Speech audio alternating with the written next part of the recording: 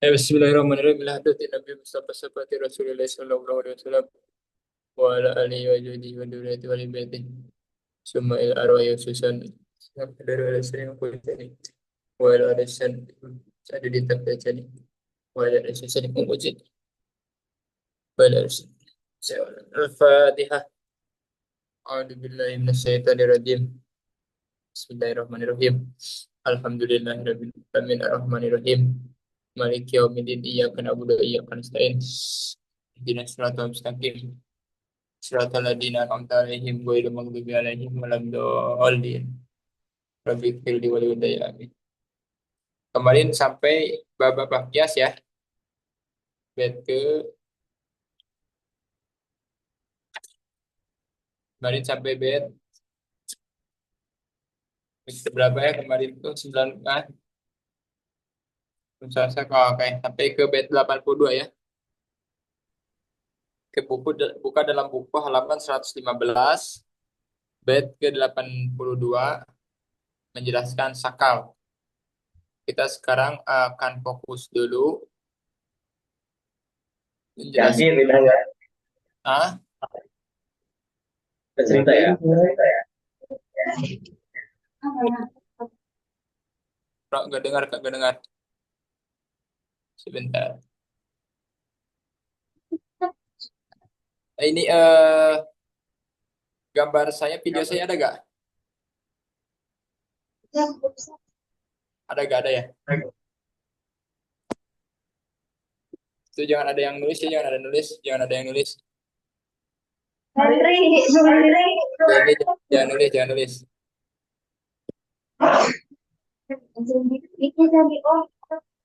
Oke, buka halaman halaman 115 bait yang ke-82 pasal menjadikan sakal. Menjadikan sakal. Oke, suaranya Ustadz siapa ya? Sesuai bisa di ini, bisa ditutup biar hmm. Baik, oke.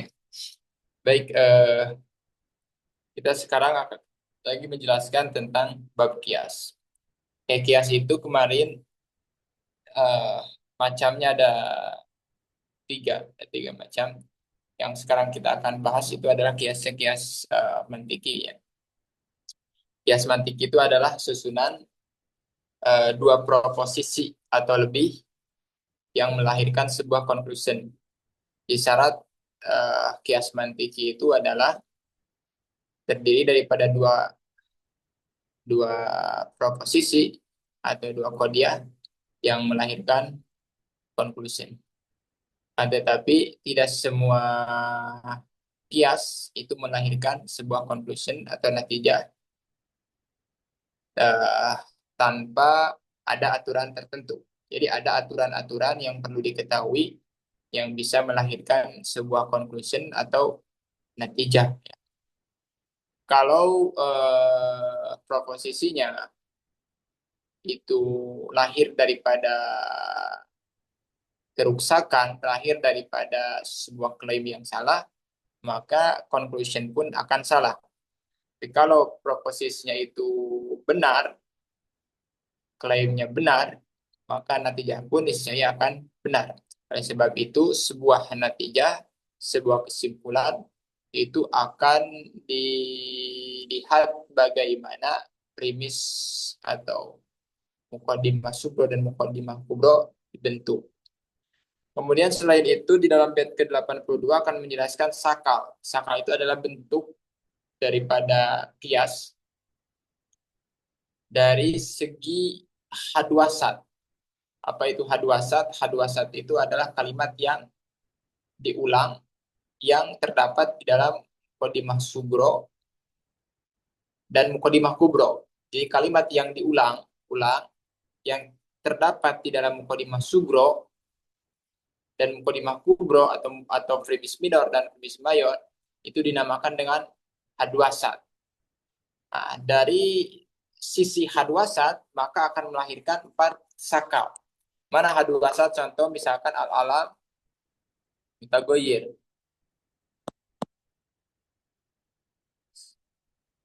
Al-alam mutagoyir. Mutagoyir. Wa kullu mutagoyir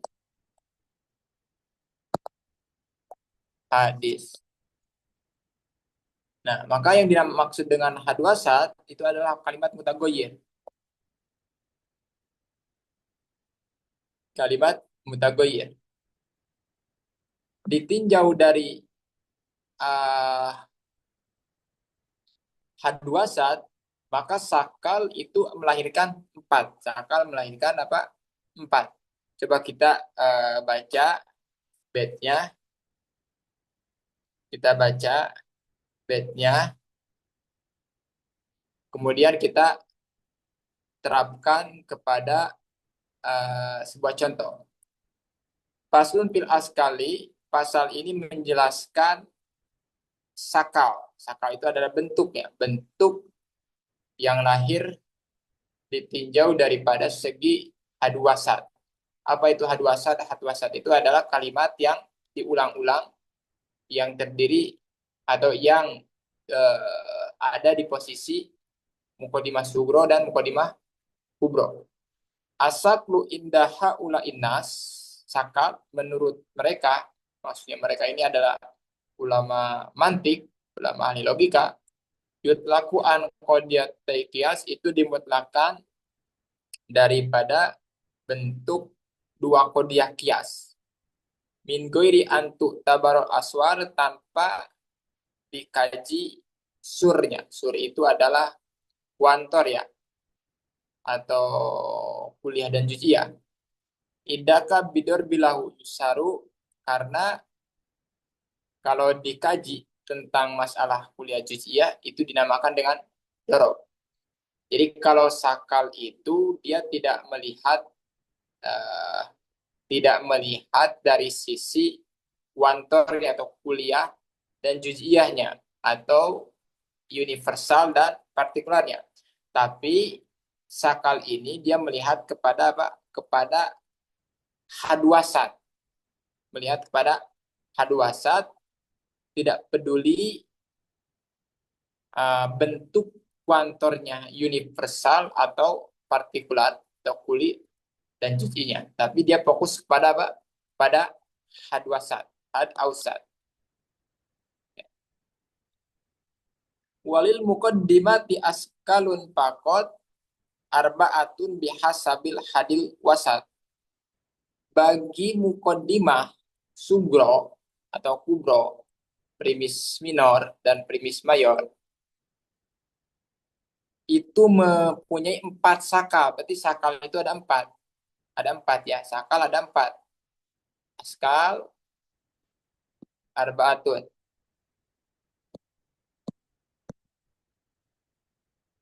Dari mana wajh taksimnya? Cara sisi pembahagiannya. Di sini katakan bihasabil wasati, melihat daripada posisi hadwasat. Melihat daripada sisi hadwasat, maka lahirlah empat sakal. Maksudnya, lihat bait yang ke-85. Hamlun bisugro wad'u bikubro yud'a bisaklin awalin wayudro. Kalau hadwasat itu menjadikan mahmul bisugro di dalam muqaddimah sugro atau primis minor, wad'u bikubro dan jadi maudu di dalam muqaddimah kubro, maka itu adalah aturan sakal pertama. Hadwasat menjadi mahmul di dalam muqaddimah sugro, maudu di dalam muqaddimah kubro, itu dinamakan dengan sakal yang pertama. Contohnya mana? Ya contoh ini. Al-alam mutagoyir. Wa kullu mutagoyir hadis. Hadwasatnya mana? Kalimat mutagoyir, ya kan? Lihat, kalimat mutagoyir di dalam muqaddimah sugro ini, dia menjadi mahmul. Alam maudu, mubtada. Mutagoyir mahmul, ya kan? Sebab khobar. Di si mutagoyir, kalimat hadwasat, dia menjadi apa? Mahmul Pisugro, ya kan? Mahmud Pisugro, Maudu, Maudu Fil Kubro. Maka itu dinamakan dengan sakal yang pertama. Berarti kalau ditanya buat nanti biasanya ada pertanyaan itu di imtihan tingkat 2, misalkan sebutkan atau buatlah sakal yang pertama, definisinya dan contohnya. Maka antum berikan definisinya, hamlun bis sugro wad'uhu bi kubro wahia sakal awal. Wa misaluhu al-alam mutagoyir wa kullu mutagoyir hadisun. Itu nanti biasanya muncul seperti itu. Atau biasanya random ya, munculnya nanti sebutkan sakal yang keempat, misalkan. Sebutkan sakal yang ketiga. Ini penting. Nanti kalau ada pertanyaan di kuliah, antum jangan sampai tidak bisa menjawab karena antum belajar ya. Di sakal yang pertama, Ustaz Henry, Ustaz Suhail, dia hadwasat di dalam mukaddimah sugronya itu menjadikan mahmul, dan di dalam mukaddimah kubra menjadikan maudu. Oh ya, itu aturan daripada sakal yang pertama. Dalilnya di dalam bait ke-85. Kemudian sakal yang kedua, lihat di dalam bait ke-86, wa hamluhu fil kulli tsaniyan urib wa wad'uhu fil kulli tsalisan ulib. Sakal kedua, hadwasat menjadikan mahmul di dalam dua mukaddimah. Di mukaddimah sugro dan mukaddimah kubro itu hadwasatnya menjadi mahmul. Seperti contoh, saya hapus ini. Seperti contoh, yang kedua contoh, hadwasat menjadikan mahmul di dalam dua mukaddimah. Contoh, kullu insan, hayawan. Lasai aminal hajar, hayawan. Lasai'a minal hajar, bihayawan. Ya. Kullu insan hayawan, lasai'a minal hajar, bil hayawan. Ya. Di dalam mukaddimah sugro, sebentar. Kullu insan hayawan, lasai'a minal hajar, bil hayawan. Mana hadwasatnya?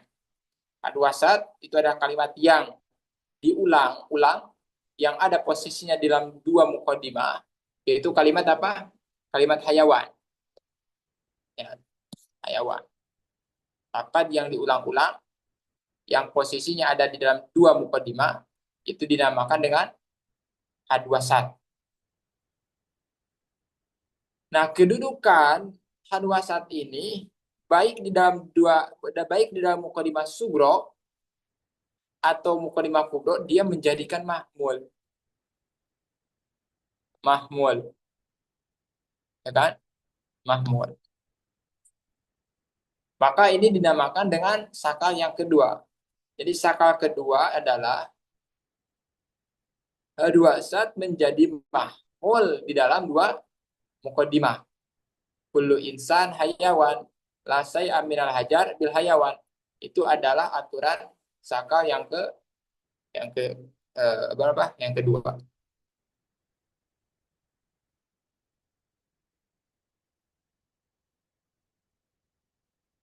Oke. Kita lanjut. Sakal yang ketiga. Wawan uhu fil fuli talisan ulib. Jadi sakal kedua dan sakal ketiga dalilnya ada dalam satu bait.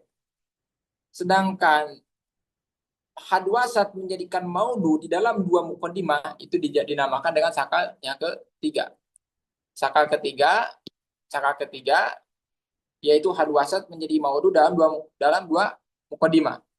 Contohnya mana? Contohnya misalkan kullu insan hayawan.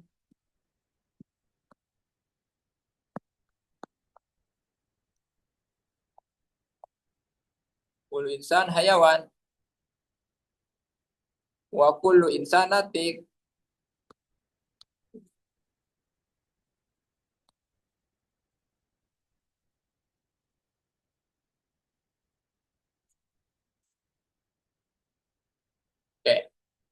Ya, di dalam contoh ini, kullu insan hayawan, wa kullu insan nati.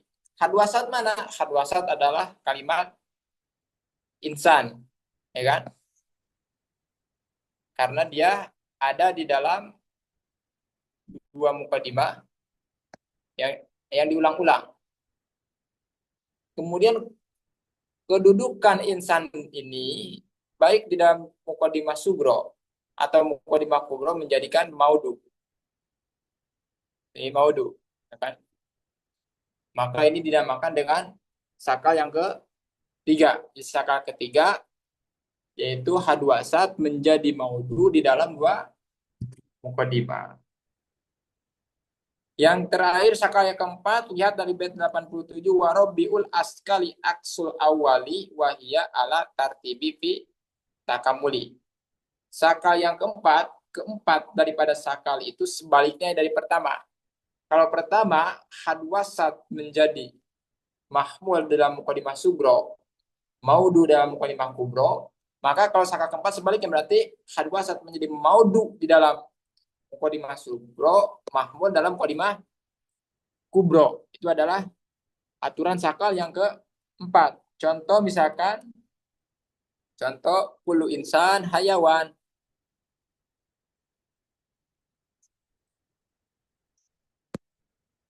Kullu insan hayawan. Wa kullu natik, wa kullu natik, wa kullu natik hayawan.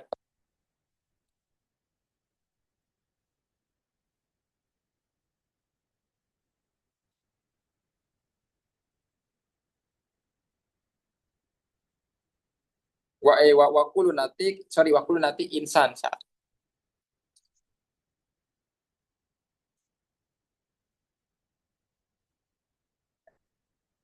Mana hadwasat di dalam contoh ini? Hadwasat adalah lafaz insan.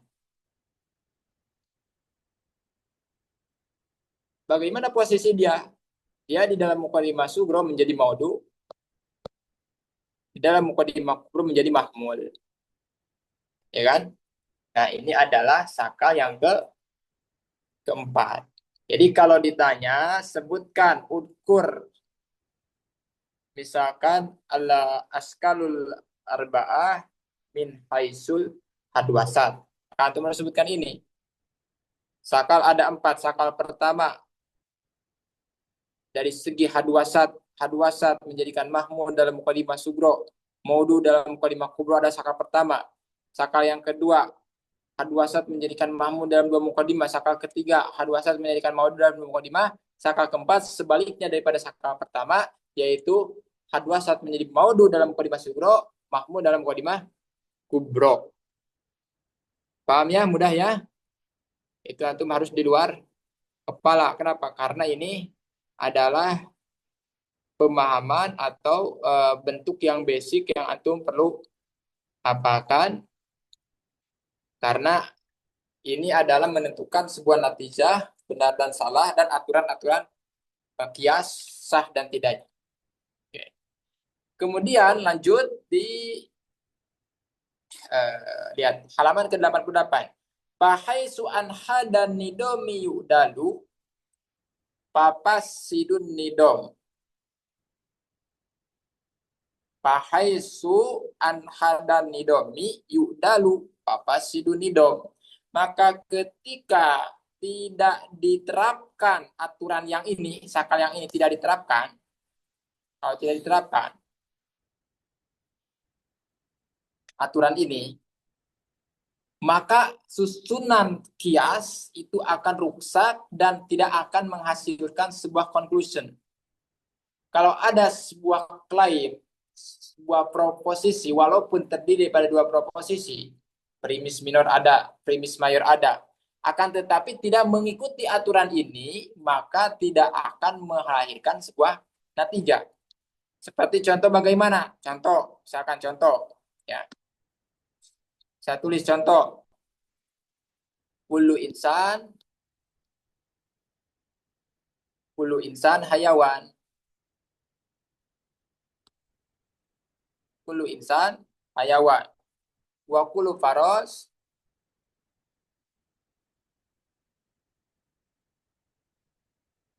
Sihal. Lihat, ini adalah dua proposisi atau dua kodiah yang tidak akan melahirkan sebuah conclusion, sebuah natijah. Kenapa? Karena tidak ada aturan-aturan yang di atas ini masuk pada contoh ini. Kullu insan hayawan wa kullu parasul mana hadwasatnya tidak ada, ya kan? Kalau tidak ada hadwasat, bagaimana kita akan menentukan ini sakal pertama, sakal kedua, sakal ketiga dan sakal keempatnya? Maka ini batal. Ini kias yang batal yang tidak bisa dimasukkan terhadap kias mantiki, tidak bisa ya, tidak bisa. Karena syaratnya yang pertama harus betul dulu di dalam sakalnya ditinjau daripada hadwasatnya. Kemudian kalau misalkan kita sudah menerapkan sakal yang benar, sakal pertama antum meletakkan dengan benar, sakal kedua benar itu yang baik. Apakah setiap sakal pertama atau sakal kedua, tiga, keempat itu lazim melahirkan sebuah conclusion atau tidak?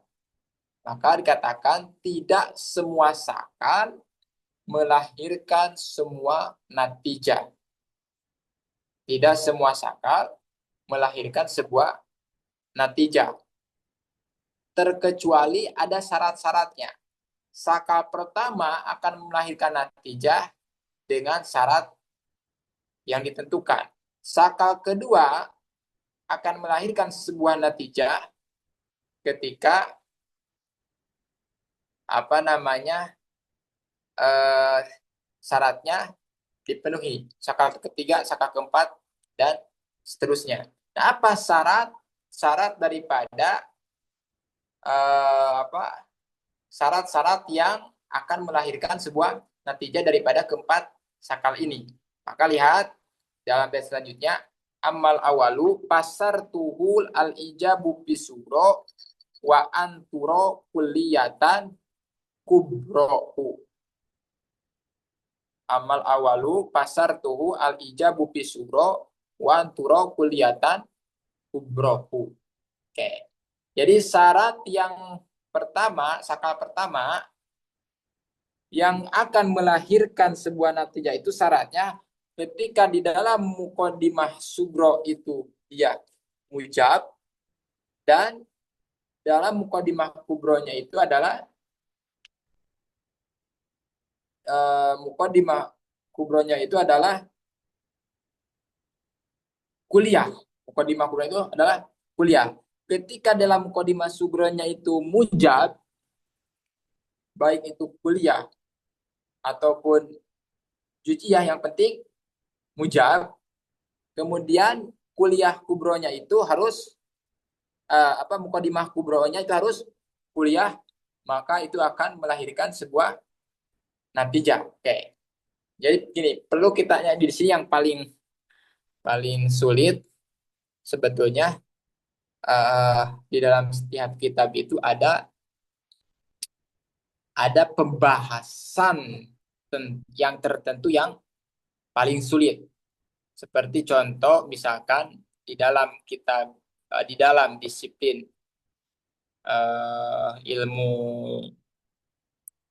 fikih, bab yang paling sulit menurut para ulama itu adalah muamalah atau jinayah, ya kan? Muamalah atau jinayah.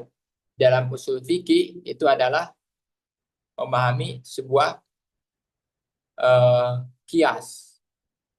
Nah, sama dalam imantik juga yang paling sulit itu adalah memahami sakal dan kias. Oke, lahirnya sakal pertama terhadap natijah itu syaratnya di dalam muqaddimah sugronya itu harus ijab, dalam muqaddimah kubronya itu harus kuliah. Nah, sedangkan dalam satu sakal ini, setiap sakal itu melahirkan 16 duru, 16 bentuk, 16 bentuk. Dari mana Ustadz pembahagian wajhu taksim itu? Kenapa dalam satu sakal itu melahirkan 16 durub? Karena melihat daripada mujabah dan kuliahnya. Melihat daripada apa? Mujabah dan kuliahnya. Ketika dalam satu sakal itu melahirkan 16 durub, maka kalau 4 sakal itu totalnya ada berapa? 16 dikali 4 berapa? 64. Jadi ada 64 huruf yang lahir daripada 4 sakal ini. 4 sakal ini. Kalau antum yang ingin mendalami ilmu mantik, mau tidak mau harus merasakan kepeningan dan kesusahan dalam cara membagi apa? Membagi huruf itu. Saya akan berusaha coba untuk memudahkan bagaimana kok pembahagian setiap sakal itu ada 16, kemudian kalau satu sakal 16 berarti 4 dikali 16 adalah 64. Begini, ya saya hapus dulu. Ini saya hapus dulu.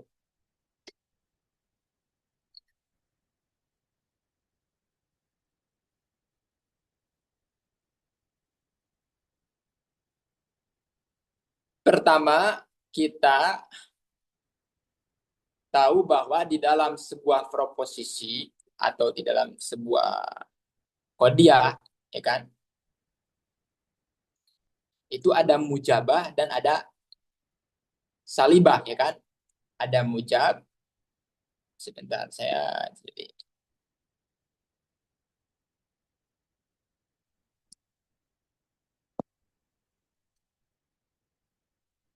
ada mujabah, ada salibah, ya kan. Kemudian ada kuliah, ada juz'iyah. Ini perlu pahami dulu ya. Mujabah dan salibah itu diistilahkan dengan kait ya. Mujabah atau negasi, mujabah afirmasi, salibah itu adalah negasi, kuliah adalah universal, juz'iyah adalah partikular. Itu kan? Di dalam kodiah kan ada seperti itu kan, ada ungkapan, oh ini adalah kodiah mujabah, kuliah. Oh ini adalah kodiah salibah, juz'iyah ya kan? Ada istilah seperti itu. Nah, maka karena sakal itu lahir daripada dua mukodimah, ya kan? Daripada dua mukodimah. Sedangkan satu mukodimah itu terdiri daripada satu kodiah, maka pembagiannya seperti ini. Ada kalanya di dalam dua mukodimah itu mujabah,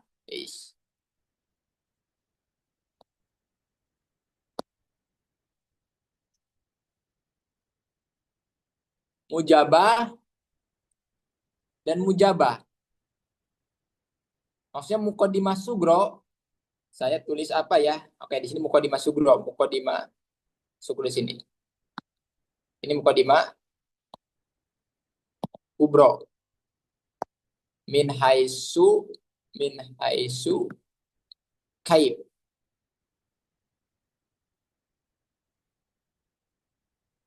Min haisu kaib. Bisa mujabah dan mujabah. Bisa saja sebaliknya salibah dan salibah, ya kan? Kemudian bisa saja sungsang, mukodimah sugronya mujabah, mukodimah kubronya salibah, ya kan? Atau misalkan sebaliknya, mukodimah sugronya salibah, mukodimah kubronya mujabah, ya kan? Nah, ini dari segi apa? 4, ini dari segi dilihat dari segi kaifnya, negasi dan afirmasinya. Kemudian pula dari segi kamnya, universal dan partikularnya, mukodimah sugro,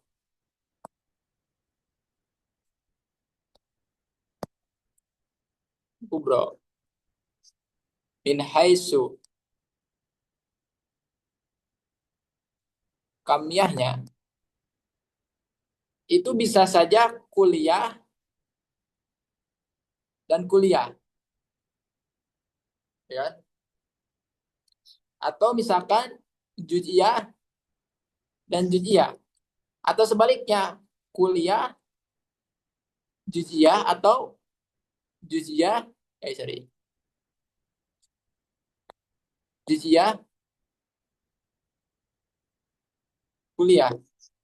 Nah, berarti min haitsu kaif ada 4, min haitsu kam pun ada 4. Oke.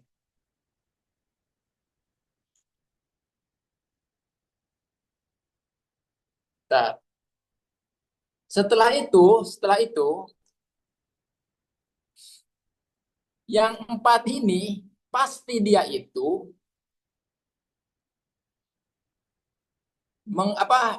terjadi kolaborasi antara kuliah mujabah dan kuliah mujabah, atau kuliah salibah dengan kuliah salibah, ya kan? Nah, sini gini. Yang 4 ini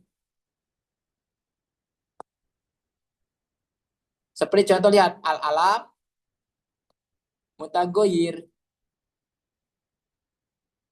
wa kullu mutagoyir hadis.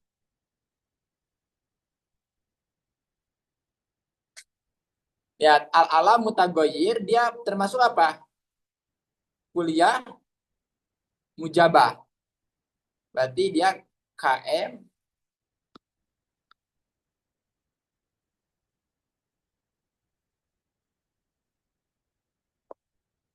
kuliah mujabah. Wa kullu mutagoyir hadis kuliah mujabah, ya kan? Nah, ini lahir daripada kolaborasi mana? Kolaborasi ini. Set, ini ke sini, dan ini ke sini. Sehingga lihat dari sini, gimana saya enaknya ini buat oke. Gini. Fokus dulu kuliah mujabah. Yang ini bagi saya akan, yang ini lahir daripada apa namanya, daripada 4 ini akan melahirkan 16. Coba dari mana 16 ini? Yang pertama kuliah mujabah. Ini mukadimah sugronya ya. Saya tulis apa ya? Biar tidak terlupanya, nggak apa-apa, mukadimah sugro aja lah. Sugro. Oke. Kuliah mujabah. Ini mukadimah kubro. Oke. Bisa saja kuliah mukadimah sugro kuliah mujabah, kubronya kuliah mujabah. Kedua, kuliah salibah.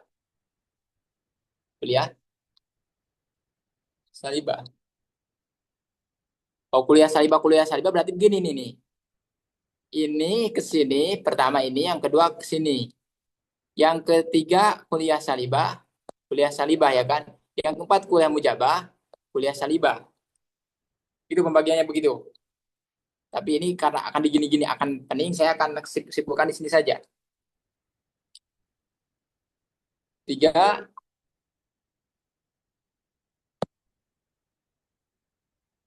kuliah mujabah, kuliah salibah.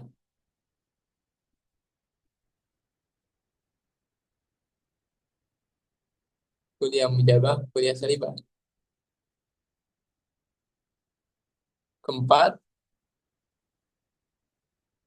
kuliah salibah, kuliah mujabah. Ya, saya ingin katakan begini, dari sini, yang ini nih, yang ini melahirkan 4 ini. Ustaz Suhail, awas. Nah, ini melahirkan 4. Kemudian kita yang kedua ini, yang juz'iyah. Dengan juz'iyah ini akan melahirkan 4 juga.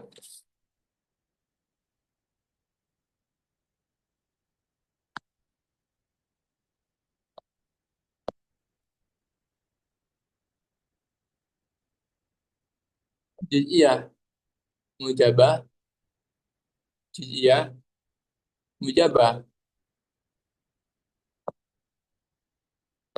juz'iyah, salibah, juz'iyah, salibah. 7. Juz'iyah, mujabah, juz'iyah, salibah.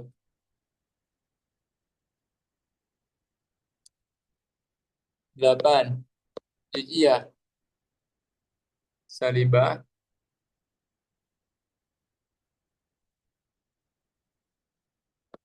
salibah, juz'iyah, mujabah. Nah, yang ini pula ada 4. Ya kan? Kemudian yang ini yang kuliah mujabah, sorry, kuliah juz'iyah juga kan melahirkan 4 juga.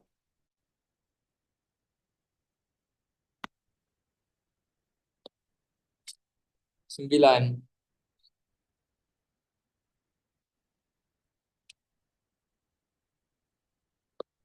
Kuliah mujabah, juz'iyah, mujabah.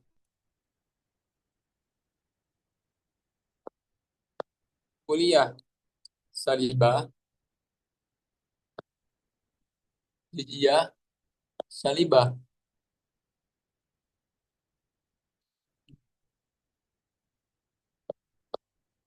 11. Kuliah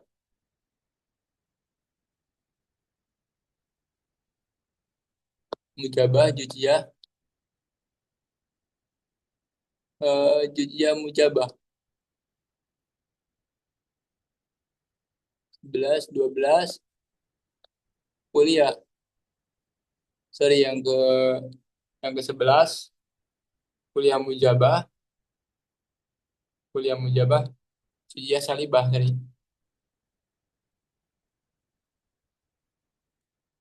Kuliah salibah, juz'iyah, mujabah. 12. Kemudian yang terakhir yang ini juga akan melahirkan 4.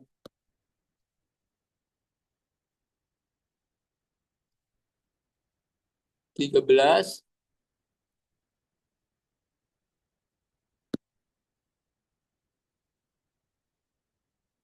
13 berarti juz'iyah, juz'iyah mujabah, kuliah salibah. So, kuliah mujabah. 14. Juz'iyah salibah, juz'iyah salibah, kuliah salibah. 15. Juz'iyah mujabah, kuliah salibah. 16 terakhir, sorry, apa ini?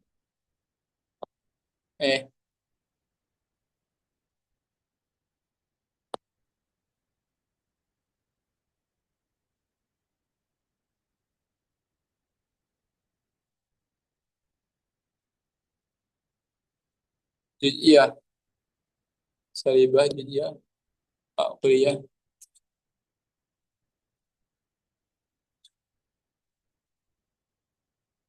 Oke. Nah, di sini ada 16. Ya, Tadi Henry gimana, paham nggak?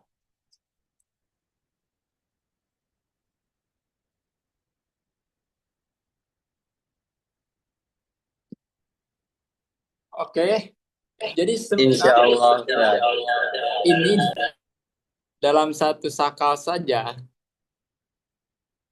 ya, dalam satu sakal saja itu melahirkan berapa? 16 huruf. 16 bentuk kayak gini. Bentuk. Berarti sakal kan semuanya ada 4 kan? Berarti 4 dikali 16 sama dengan 64. 64 huruf.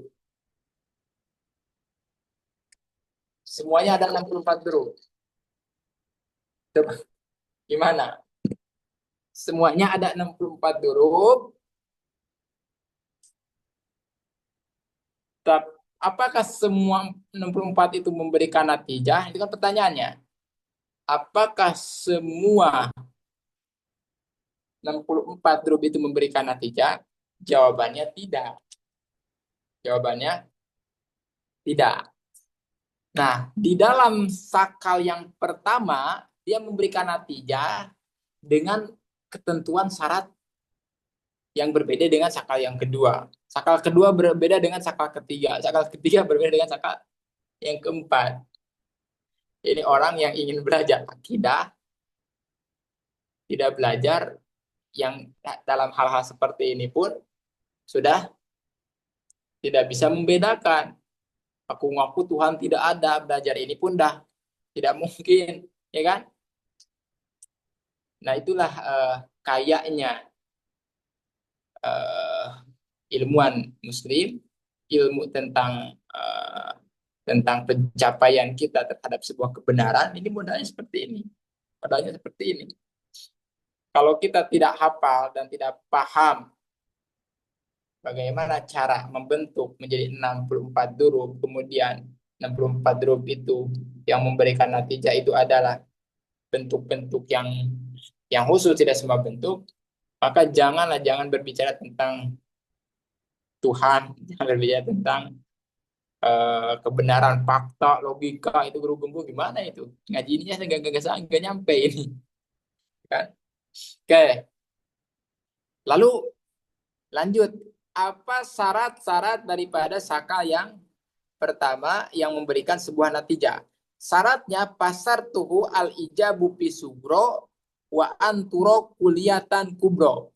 Syarat sakal yang pertama memberikan yaitu ketika di dalam mukadimah sugro itu harus mujab, harus ijab, baik dia itu kuliah atau juziah. Berarti mana? Harus mujab. Yang mana mujab? Cari antum di sini yang 16 ini harus cari. Harus mujab katanya.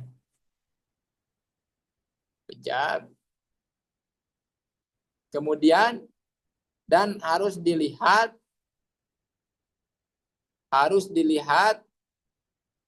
mukadimah kubra itu harus kuliah. Maka dia akan bisa melahirkan sebuah natijah. Jadi syarat daripada sakal yang pertama yang melahirkan sebuah natijah itu harus mukadimah sugronya itu mujab, kemudian mukadimah kubronya itu kuliah. Mukadimah sugronya itu kuliah. Nah dari durub-durub, maka yang dari 16 durub itu, maka yang melahirkannya itu hanya berapa? Melahirkan itu hanya 4. Ya, hanya 4. Nah contohnya, contoh, kita hapus yang ini ya.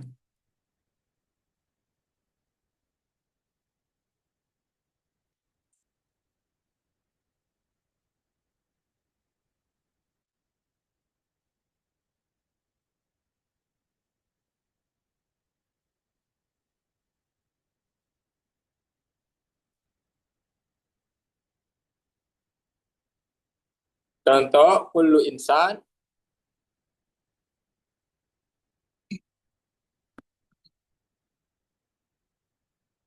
hayawan, wa kullu hayawan jismun. Maka lihat, memenuhi syarat atau tidak nih kullu insan hayawan wa kullu hayawan jismun terhadap sebuah natijah. Memenuhi syarat kenapa? Karena tadi dikatakan bahwa syarat sakal yang pertama itu memberikan sebuah natijah itu kalau di dalam mukadimah sugronya itu mujab. Ini kan mujab, ya kan? Ini kan afirmasi, tidak negasi, tidak salbiah kan, ini adalah mujabah kan. Kemudian dalam mukadimah kubronya harus kuliah, ini kuliah, ya kan? Maka dia akan melahirkan sebuah natijah kullu insan hayawan wa kullu hayawan jismun. Maka kesimpulannya kullu insan jismun. Ya. Kemudian ini pertama, sakal yang pertama syaratnya apa tadi? Mujab bisugro, mujab bisugro, kuliah di kubro. Itu ada sakal yang pertama. Sakal yang kedua, lihat halaman ke-90. Wasani ayah tali fil kaifi ma'akuliyata kubro lahu sartun wako. Syarat sakal yang kedua harus ikhtilaf di dalam kaifnya, di dalam negasi dan afirmasinya harus berbeda antara sakal antara mukadimah sugro dan mukadimah kubro. Kemudian ma'akuliyatan kubro lahu sartun wako. Harus ada kuliah kubro. Maka itu jadikan syarat yang kedua. Seperti mana contohnya? Contoh kullu insan, kullu insan, kullu insan hayawan, la say'a minal hajar bihayawan. Ini kan saka yang kedua ya. Kenapa disebut saka kedua? Karena hadwasat menjadikan mahmul di dalam dua mukadimah ya kan. Jadi mahmul dalam dua mukadimah.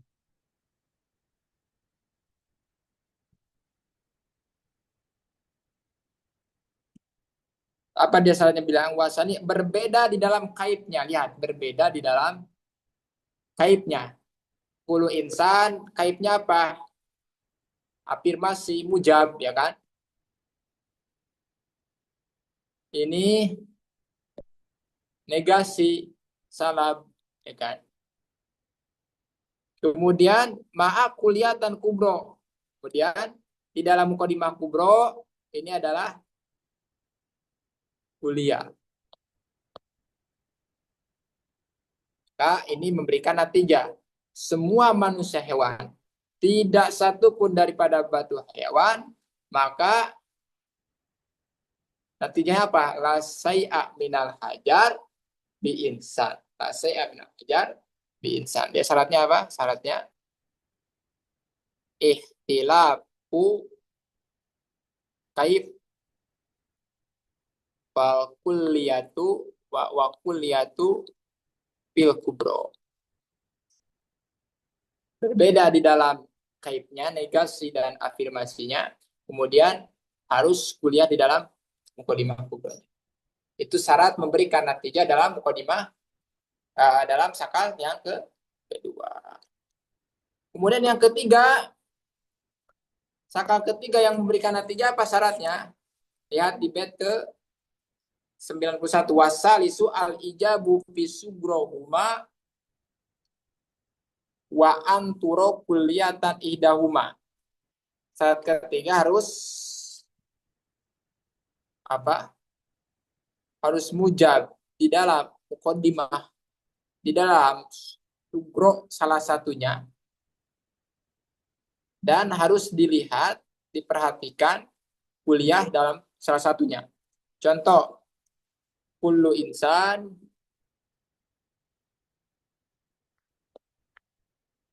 hayawan wa kullu insan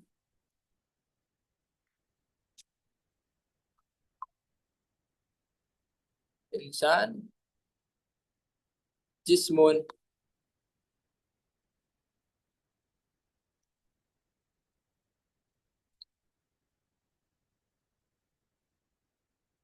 Kullu insan hayawan wa kullu insan jismun. Ya. Mujab di dalam sugronya, mujab. Afirmasi dalam mukadimah sugronya. Kan mujab. Kemudian wa anturo kuliah idauma. Kemudian salah satunya kuliah. Ini kebetulan kedua-duanya kuliah. Semua manusia hayawan. semua insan jismun. Maka kesimpulannya ba'dul hayawan jismun. Ba'dul hayawan jismun.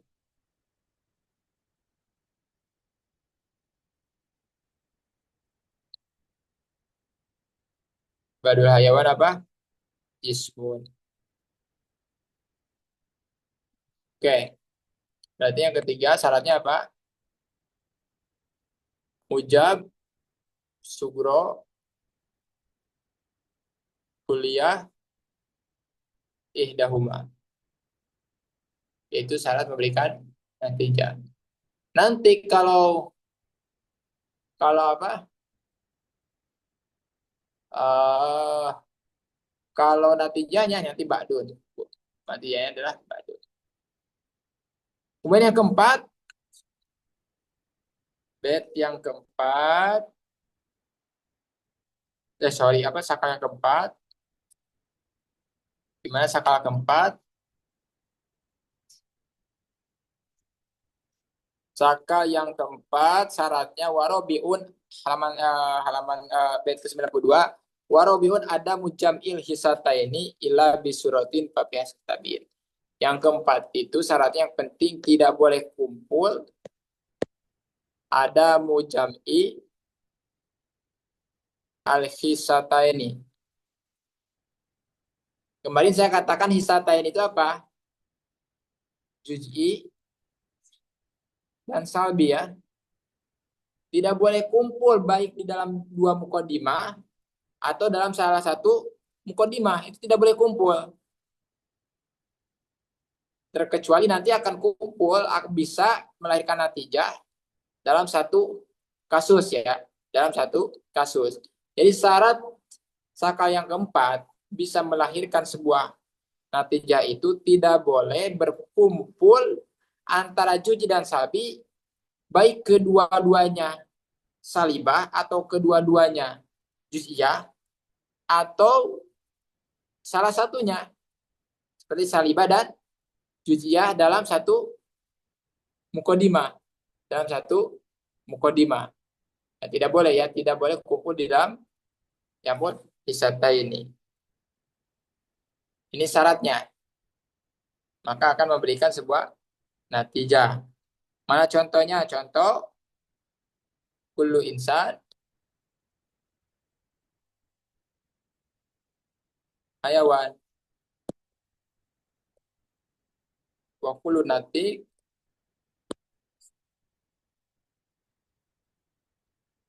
insan. Ya, kullu insan hayawan wa kullu natik hayawan. Ini bukan juz'i ya kan, dan bukan salbi. Wa kullu natik insan juga sama, bukan juz'i, bukan salab. Maka ini memberikan sebuah natijah. Kemudian ke 93 subro huma mujabah juz'iyah, kubro huma salibah kuliah. Yang memberikan pengecualian itu adalah ketika di dalam mukodimah subronya mujabah juz'iyah, kemudian mukodimah kubronya salibah kuliah, maka itu diterkecualikan. Beri contoh, ba'dul hayawan,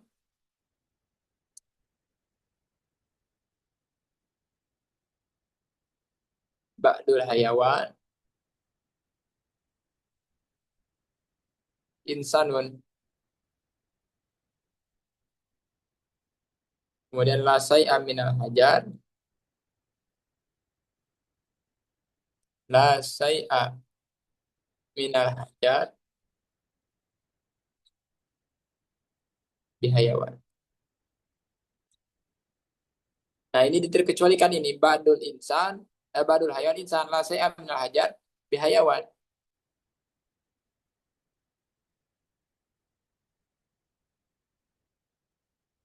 Ini adalah pengecualian yang memberikan natijah di dalam sakal yang keempat. Tadi kan katakan bahwa sakal keempat itu syaratnya apa? Ada mujamil hisateni itu tidak boleh kumpul juji dan salbi bagaimanapun dalam kondisinya. Ini badul hayawan kan juji ya kan? Juji. Ya kan? Lasai amin hajab hayawan juga ini adalah salat, ini berkumpul, maka jawabannya ini diterkecualikan. Itu diterkecualikan. Terus berapa Ustadz total huruf yang memberikan bentuk sakal yang memberikan natijah? Dari 64 itu berapa? Coba kita hitung. Lihat, bait yang ke-94. Pamun tijul li awalin arbaatun. Sakal yang pertama itu memberikan 4 natijah. Tadi 4. Kasani yang sakal yang kedua juga memberikan 4 natijah. Jadi 8. Summa salis. Kemudian yang ketiga. Summa salis pas kemudian sakal yang ketiga itu 6. Berarti 8 dan 6 jadi berapa? 8 dan 6 itu 14. Kemudian sakal yang keempatnya warobiun bi khamsatin qad antaja. 12 berapa? 14 ditambah 5 ibarat 8. Yang pertama 4, yang kedua 4. Jadi berapa? 8. 8 ditambah 6 berarti 14. 14 ditambah 4 14 tambah 5 itu ada 19. 19 bentuk yang memberikan natijah di dalam ke dalam ke 64 bentuk itu ya. Itu harus hafal, harus tahu, harus paham lah, minimal harus paham. Saya juga kalau ditanya secara mendadak, saya jujur memang harus ini dulu, harus apa? Harus merangkai dulu. Tidak bisa direct seperti menjawab bagaimana hukum wudu apa sholat di Ka'bah misalkan ya. Pertanyaan tinggi saya bisa langsung menjawab. Kalau menjawab tentang apa bentuk-bentuk seperti ini satu persatu secara rinci karena pernah paham ya tetap perlu apa namanya perlu waktu dulu untuk merangkainya ya. Ini masuk ke sakal keberapa, kemudian huruf berapa ya. Jadi dari 64 huruf itu yang memberikan natijah itu hanya berapa? Hanya 19 dulu. Kemudian ke 96 bait ini apa? Watat baun natijatul akhassa min tilkal muqaddimati hakada jukin. Ustaz, bagaimana cara melahirkan sebuah natijah? Bentuk natijah itu bagaimana? BTC mengatakan natijah itu mengikuti al-akhos daripada muqaddimah ini. Sorry, bukan al-akhos. Al-ahassa. Al-ahassa itu apa tadi? Juji dan salbi. Maksudnya apa? Gini, kalau di dalam muqaddimah sugro itu kuli, dalam muqaddimah kubro itu juji, maka natijahnya itu adalah juji. Kalau dalam muqaddimah sugro itu mujab, muqaddimah kubronya itu salab, maka yang jadi natijah itu adalah salab. Itu maksud daripada al-akhas. Jadi yang jelek itu dijadikan sebuah natijah di dalam kias ini. Juz'i dan salbi itu selalu dimenangkan di dalam natijah, paham ya? Jadi kalau misalkan di dalam muqaddimah sugro itu kuli, muqaddimah kubro itu juz'i, maka natijah akan juz'i. Kalau di dalam muqaddimah sugro itu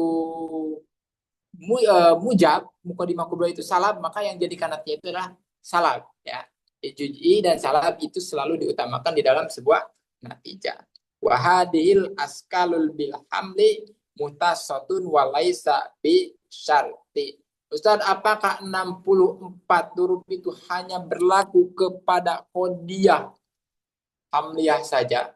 Mengingatkan qodiyah itu ada hamliyah, ada sartiyah, ada sartiyah mutasila, ada sartiyah munfasila. Apakah khusus kepada qodiyah hamliyah saja? Maka di sini bait ini walaupun ditentang oleh para ulama tidak setuju karena ini ada pendapat doib, musonib lebih menampilkan pendapat yang doib ini. Muslim mengatakan sakal yang tadi disebutkan ya dengan berbagai bagiannya itu khusus ada pada qodiyah hamliyah, tidak berlaku pada qodiyah sartiyah. Sedangkan menurut ulama-ulama lain, qodiyah sartiyah juga dia mempunyai apa? Mempunyai bentuk-bentuk seperti qodiyah hamliyah. Kemudian wal hadbu fi badil muqaddimati aw natijati ilmin atin. Bolehkah di dalam kias ini membuang apa mukodimah sugro misalkan, atau membuang mukodimah kubro, atau membuang natijah. Maka boleh kalau misalkan memang sudah maklum diketahui. Seperti contoh mana? Contoh misalkan ungkapan ada yuhadu li anahu janin. Ada yuhadu li anahu janin.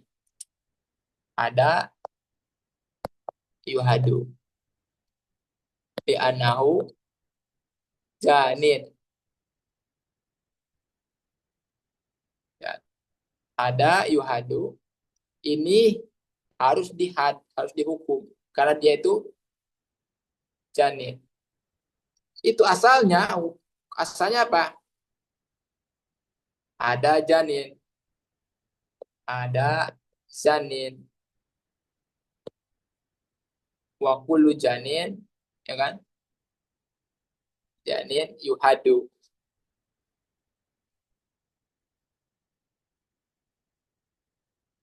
Wakulu janin yuhadu. Maka kan kesimpulannya apa? Ada yuhadu, ya kan? Ini adalah orang yang berzina. Setiap orang yang berzina itu harus dihad. Maka kesimpulannya ada yuhadu.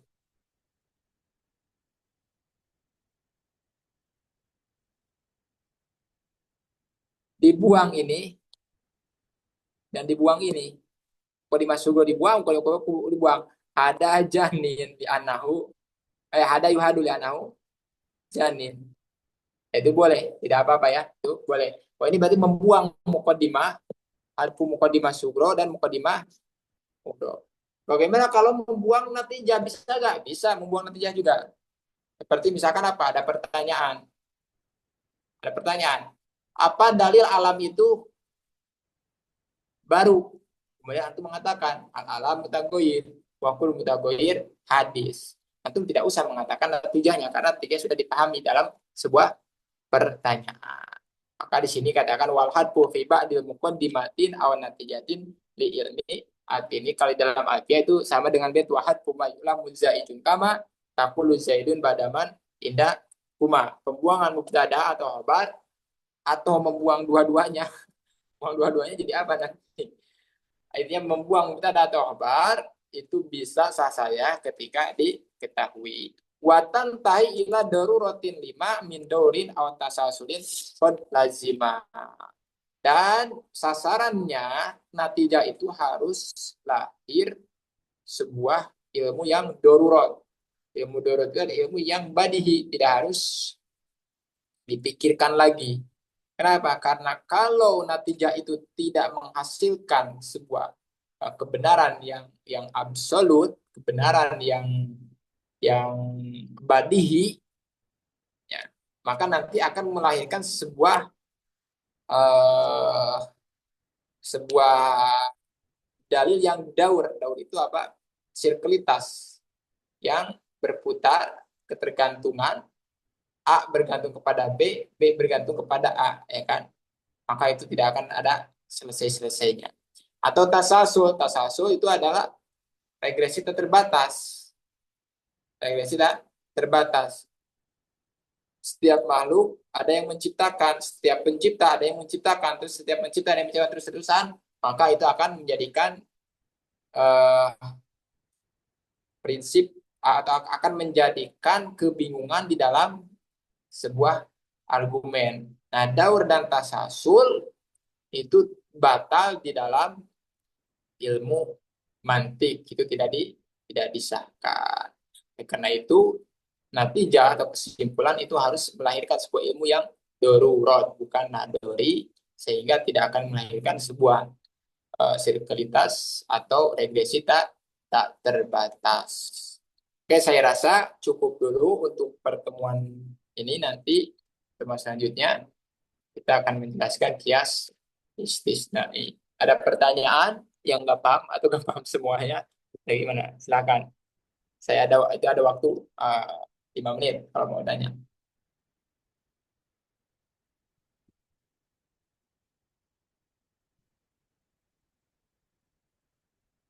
Iya di sini.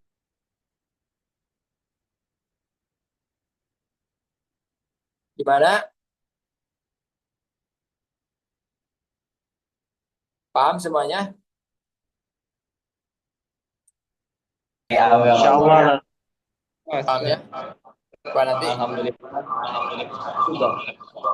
kalau antum mau bertanya nanti misalkan di luar kelas, berikutnya siapa Ustaz Hendy apa silakan ya. Saya terbuka untuk antum semuanya eh, membantu dalam ilmu selama saya tahu, insya Allah saya akan menjawab. Ya. Kalau saya tidak tahu, berarti antum akan memberikan ilmu kepada saya untuk saya cari jawabannya dalam ada apapun itu, karena saya memang orang yang suka belajar, tidak pilihan apapun jurusannya, apapun pannya, karena apa namanya saya juga kan jurusan usul fikih, tapi saya mengajar mantik itu bukti bahwa saya itu memang cinta ilmu ya, apapun itu ya, apapun itu. Dibuka silahkan. Oke, kalau nggak ada pertanyaan, nggak apa-apa, kita tutup dulu. Mudah-mudahan bermanfaat bagi diri saya dan bagi semuanya. Kurang lebihnya minta maaf. Wabillahi taufiq wal hidayah. Assalamualaikum warahmatullahi wabarakatuh. Waalaikumsalam warahmatullahi Waalaikumsalam. wabarakatuh. Ustaz. Udah keluar beliau. Belum. Itu kumpul ya, kumpul itu berapa orang tuh? Ini Tad, Henry berkumpul kan Iqbal diskusi. Oke lah, selamat Tadi menikmati masa ini dingin. Hel, kita Salwa Sehat-sehat selalu semuanya. Yuk, salam. Alhamdulillah Ustaz. Waalaikumsalam warahmatullahi wabarakatuh.